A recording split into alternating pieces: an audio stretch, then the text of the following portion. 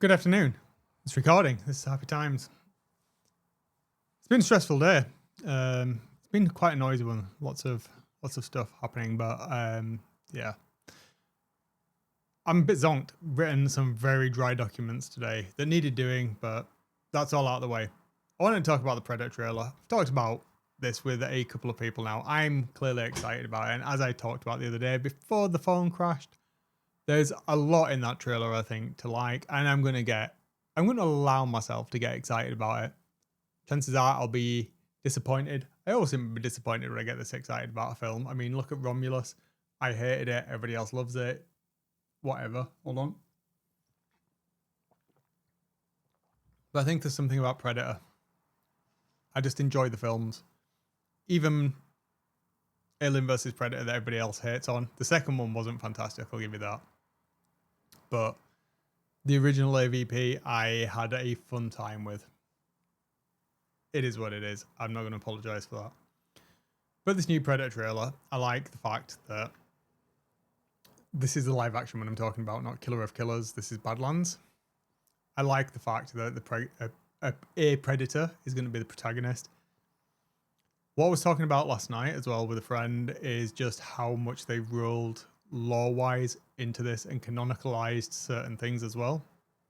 Much like Romulus canonicalized Prometheus and Covenant being inside of the larger aliens universe, discounting, I believe now it is correct that Resurrection, as far as I'm aware, correct me if I'm wrong, is now out of the actual timeline. So what the Badlands trailer has done is we've seen that beginning opening scene where we see the android and the Weyland-Yutani logo in the eyes.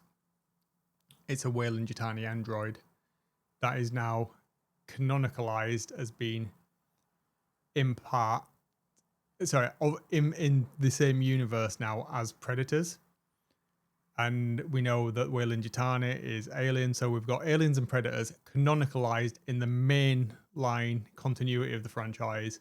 So there is a potential for the crossover there. As I talked about, started to talk about before the phone crashed the other day, in the trophy room, there's a whole gamut of Easter eggs in there as well. So there's the T-Rex skull or something like a T-Rex skull. And then there's the human skull. There's another predator skull up there showing that the predators hunt each other as well. There's what looks like a engineer skull. That's not being confirmed, but people are, putting those theories out there, theory crafting. And that does make sense in the fact, as I said, it's canonicalized Weyland-Yutani in the same universe, which then brings aliens into this universe. So it isn't outside of the realms of possibility. And certainly it becomes more than an Easter egg then, because you do have that integration between the two franchises inside this timeline. There is an engineer's skull. The T-Rex skull is the interesting one. Now, I've not seen any fan theories crafting this. So this is me. We see the human skull, and then we see what looks like a large ape skull. A particularly large ape skull.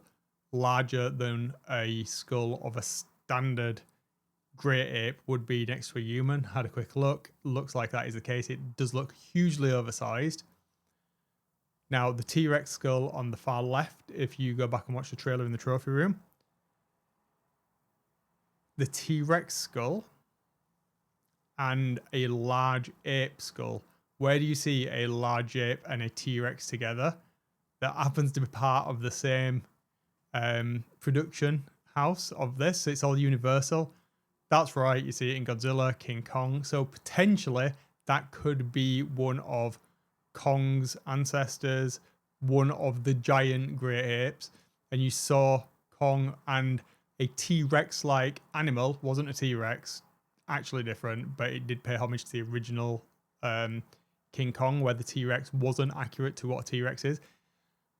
That would be amazing. And if they do a Predator film where even if it's just a random spin-off and this is just a huge Easter egg in the trophy room, that would be just fantastic. I would be there for that. Predators versus dinosaurs. Yes. Even better, Predators versus King Kong and dinosaurs. Hell yeah. You could even potentially get Godzilla in there.